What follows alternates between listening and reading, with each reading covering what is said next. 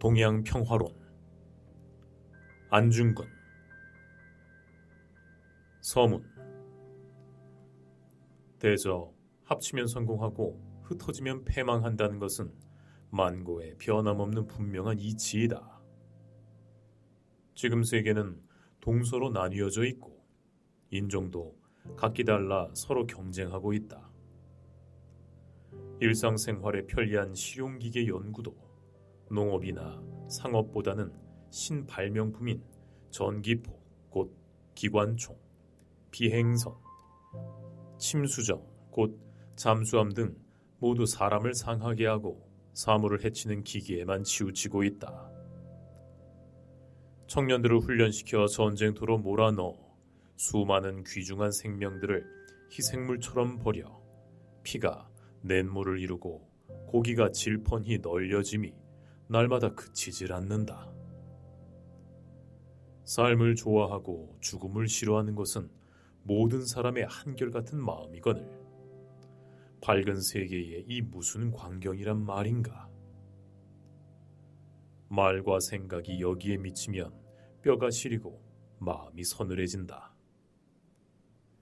그 근원을 따져보면 예로부터 동양의 민족들은 다만 문학에만 힘쓰고 제 나라만 조심스레 지켰을 뿐이지 도무지 한치의 유럽 땅도 침입해 빼앗지 않았다.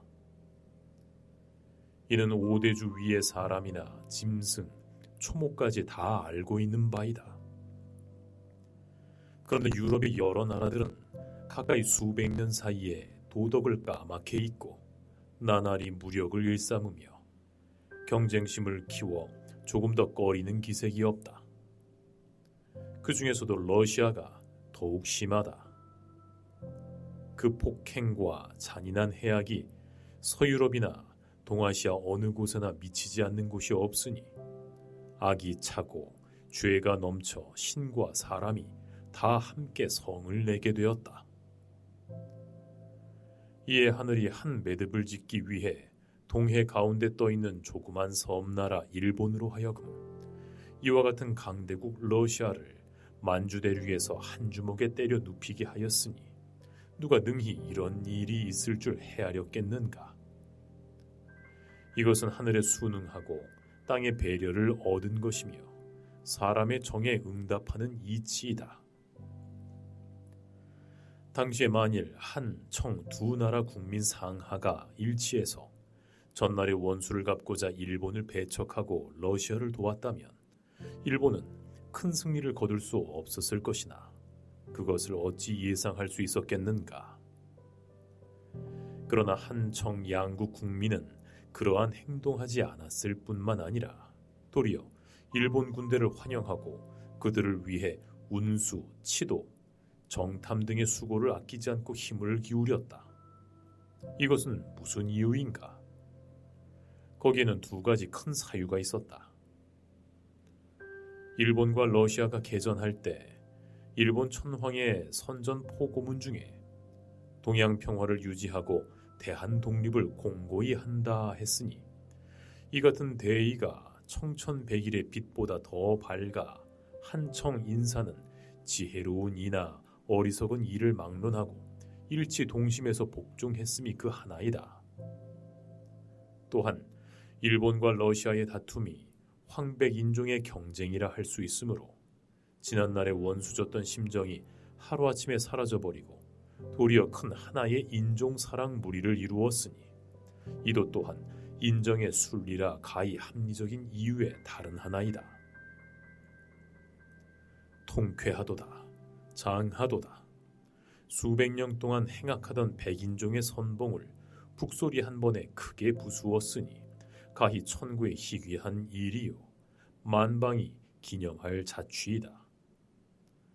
당시 한국과 천국 양국의 뜻있는 이들이 기약 없이 함께 기뻐해 맞이하는 것은 일본의 정략이나 이를 헤쳐나감이 동서양 천지가 개벽한 뒤로 가장 뛰어난 대사업이며 시원스러운 일로 헤아렸기 때문이었다.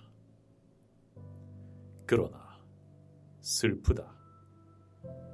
천만 번 의외로 승리를 거두고 개선한 이후로 가장 가깝고 가장 친하며 어질고 약한 같은 인종인 한국을 억압하여 조약을 맺고 만주, 창춘, 이남의 조차를 빙자하여 한국을 점거하고 말았다. 세계 모든 사람의 머릿속에 의심이 호련히 일어나서 일본의 위대한 명성과 정대한 공훈이 하루아침에 바뀌어 만행을 일삼는 러시아보다 더 못된 나라로 보이게 되었다. 슬프다. 용과 호랑이의 위세로서 어찌 뱀이나 고양이 같은 행동을 한단 말인가. 그와 같이 좋은 기회를 어떻게 다시 만날 수 있단 말인가. 안타깝고 통탄할 일이로다. 동양 평화와 한국 독립에 대한 문제는 이미 천하만국 사람들 이목에 드러나 그들은 금석처럼 믿게 되었고 한청 두 나라 사람들의 뇌리에 깊이 새겨져 있음에리야. 이러한 사상은 비록 천신의 능력으로도 소멸시키기 어려운 것이거늘 하물며 한두 사람의 짐으로 어찌 말살할 수 있겠는가. 지금 서양 세력이 동양으로 뻗쳐오는 환난은 동양 사람이 일치 단결해서 극력 방어함이 최상책이라는 것은 비록 어린아이일지라도 익히 아는 일이다.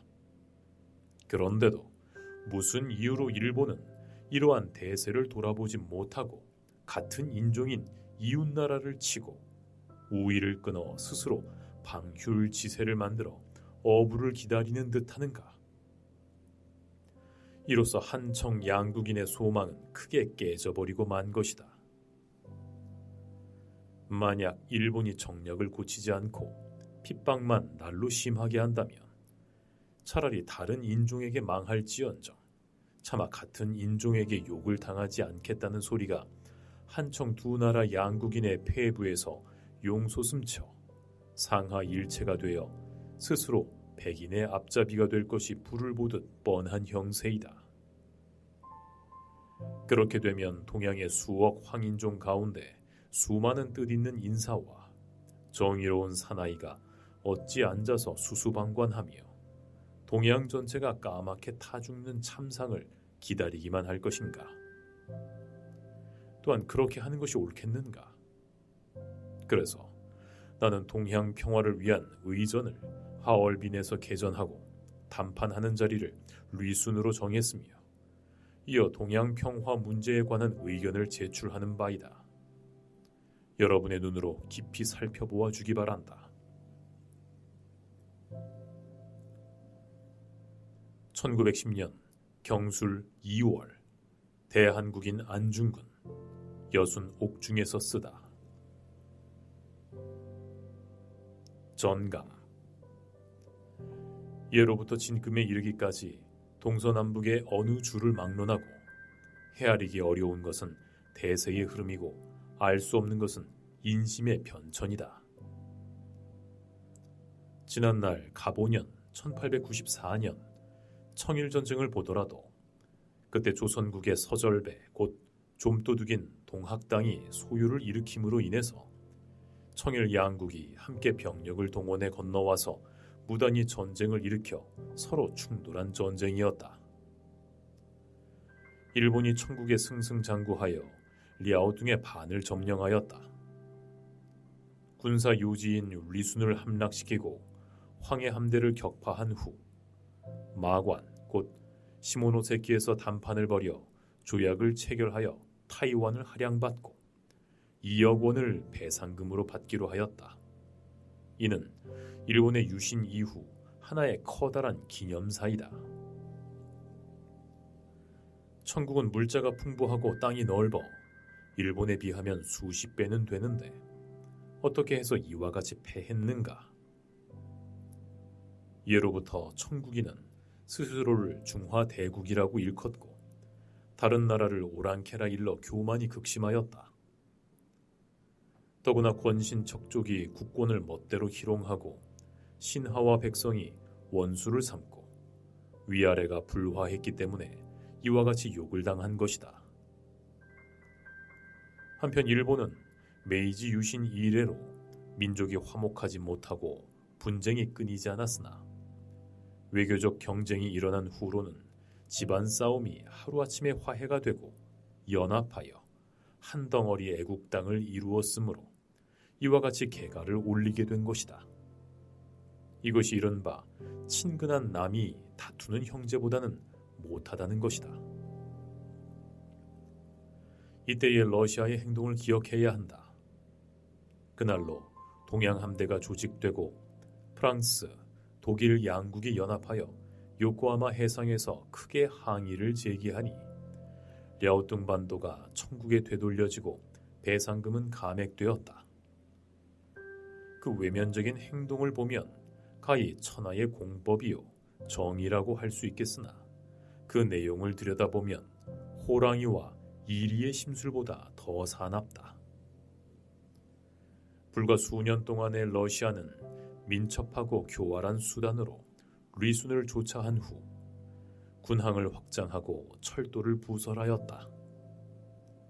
이런 일의 근본을 생각해보면 러시아 사람이 수십 년 이래로 펑티엔 이남의 다렌, 리순, 뉴주앙 등지에 부동항 한 곳을 억지로라도 가지고 싶은 욕심이 불같고 밀물 같았기 때문이다.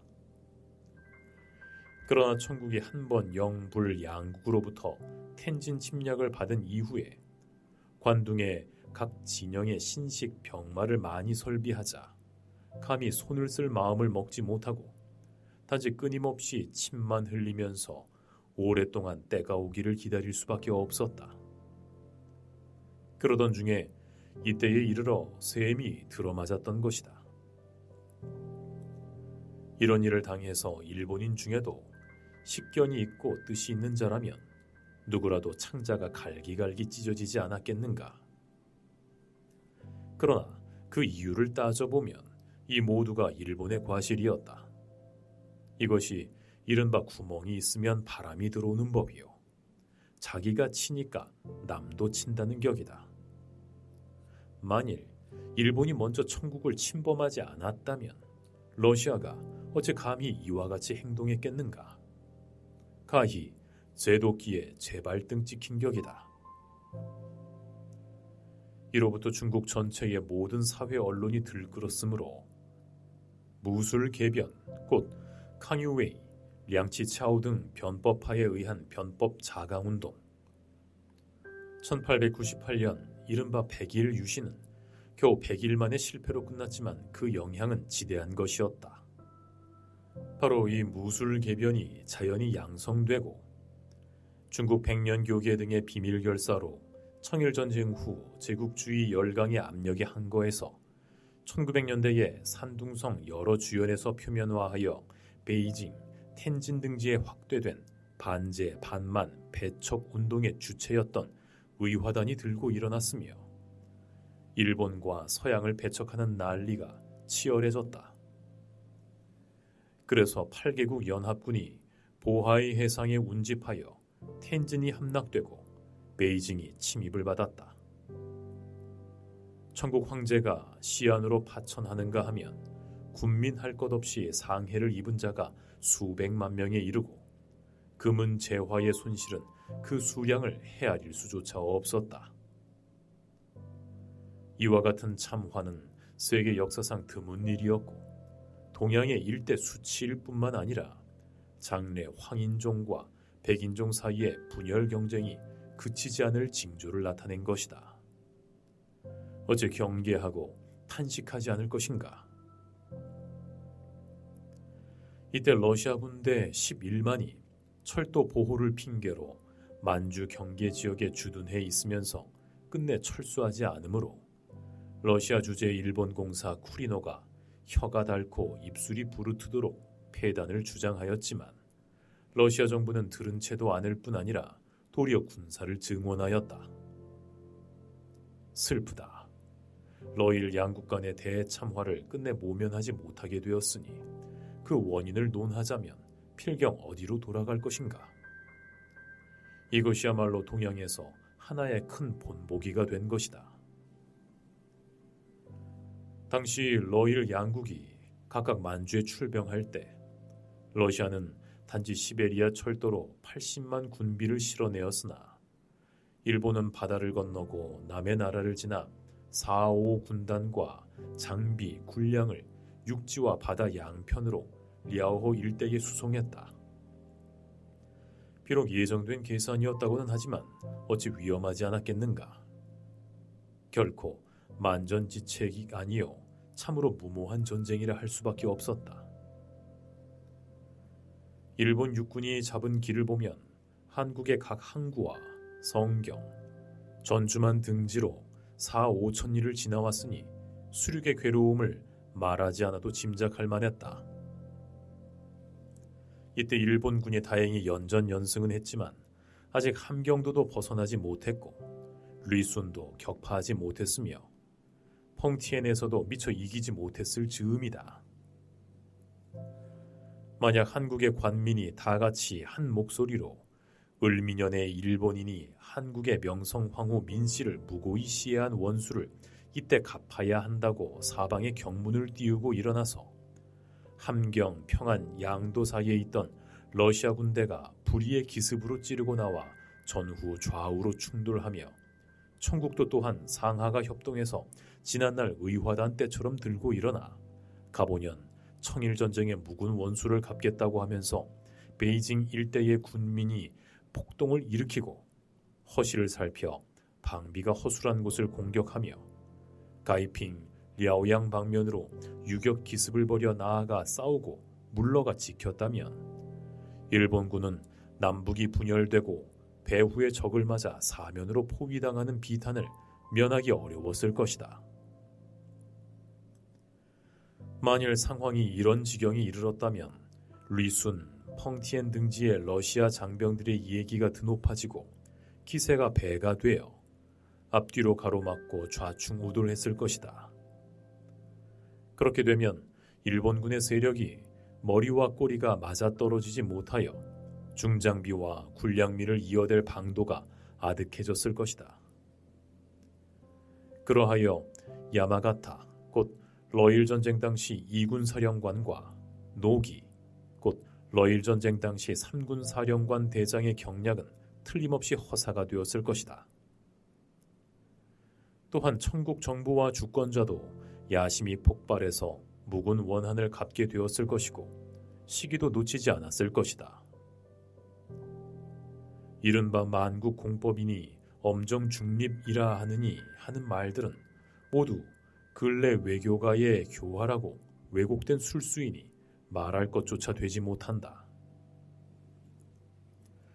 군사 행동에서 적을 속이는 것도 마다하지 않는다는 병불염사, 의외의 허점을 찌르고 나간다는 출기불의, 군사가의 교묘한 셈이라는 병가 묘산 운운하면서 관민이 일체가 되어 명분 없는 군사를 출동시키고 일본을 배척하는 정도가 극렬 참독해졌다면 동양 전체를 휩쓸 백년 풍운을 어찌한단 말인가. 만약 이와 같은 지경이 되었다면 구미 열강들은 아주 좋은 기회를 얻었다 해서 각기 앞을 다투어 군사를 출동시켰을 것이다.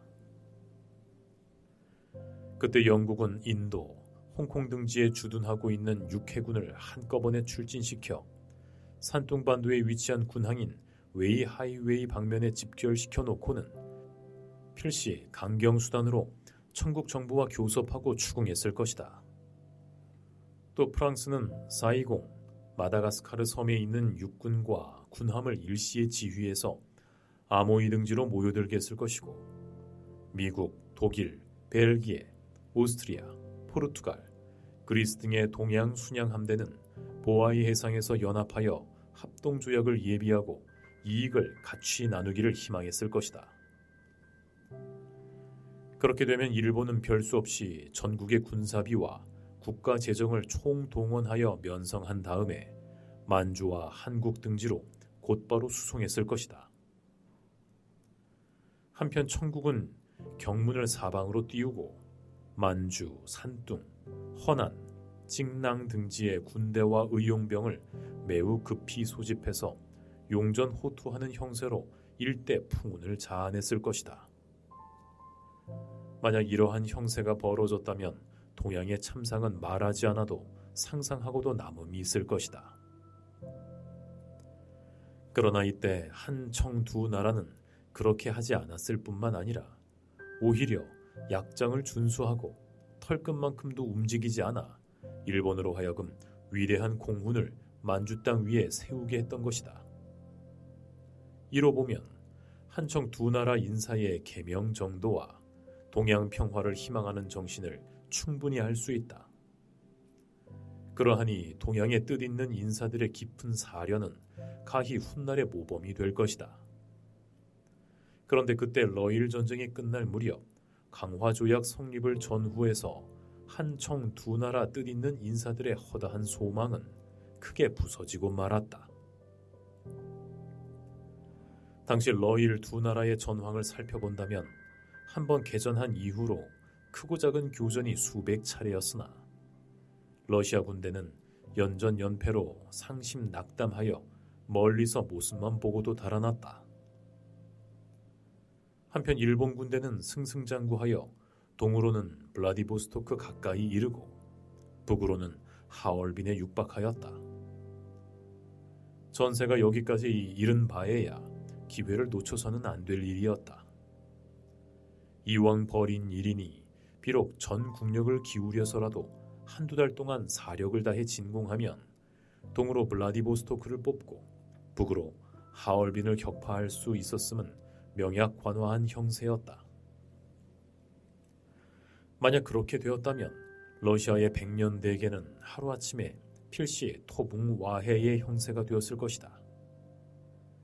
그런데 무슨 이유로 그렇게 하지 않고 도리어 은밀히 구구하게 먼저 강화를 청해 화를 뿌리째 뽑아버리는 방도를 추구하지 않았는지 가히 애석한 일이다.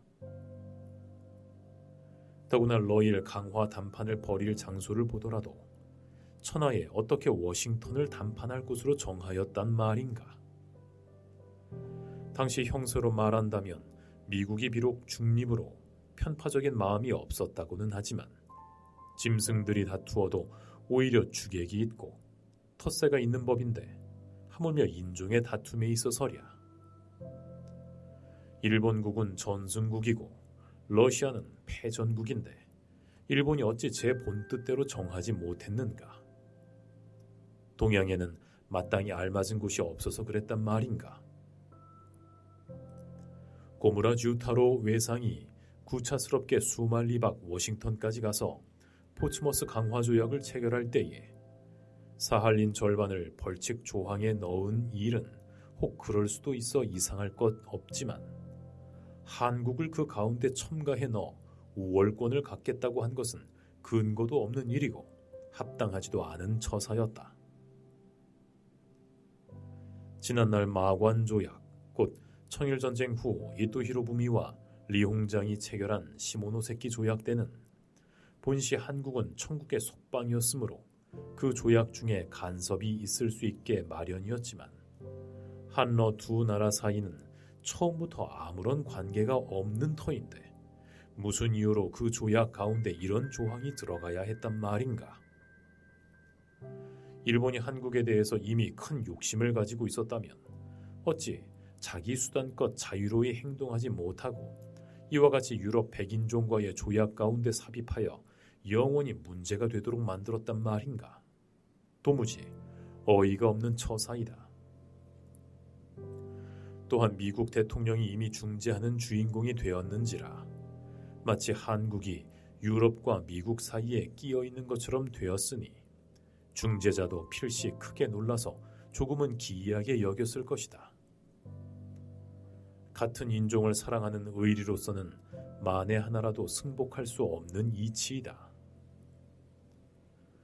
또한 미국 대통령이 노련하고 교활한 수단으로 고무라 외상을 농락하여 바다 위에 떠있는 섬의 약간의 땅 조각과 파선, 철도 등 잔물을 배상으로 나열하고서 거액의 배상금은 전부 파기시켜버렸다. 만일 이때 일본이 패하고 러시아가 승리해서 담판하는 자리가 워싱턴이었다면 일본에 대한 배상 요구가 어찌 이처럼 약소했겠는가. 그러하니 세상의 일이 공평하지 않음을 이를 미루어 가히 알 수 있는 일이다.